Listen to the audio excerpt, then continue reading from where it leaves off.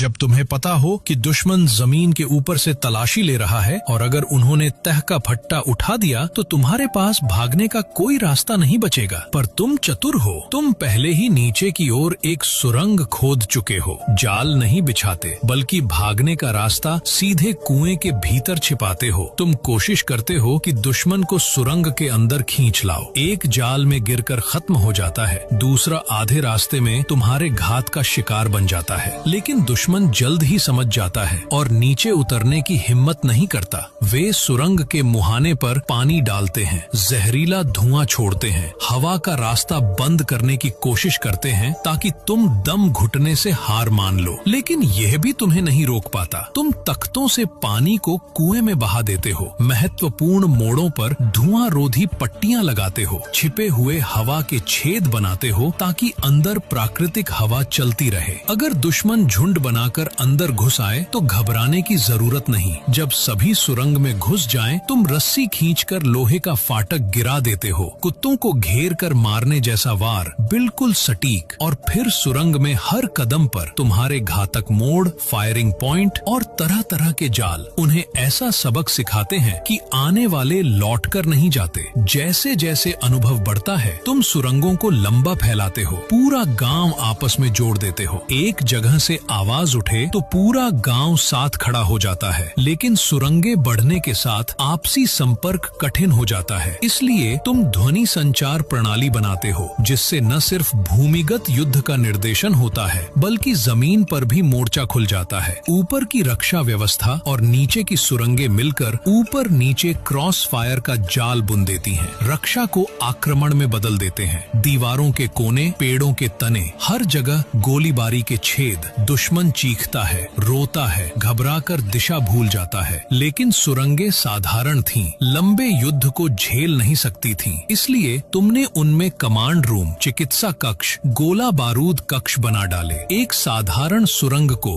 हमला और रक्षा दोनों में सक्षम बहुकार्यात्मक भूमिगत जाल में बदल दिया। और इस तरीके से तुमने भूमिगत सुरंग युद्ध का आविष्कार कर लिया।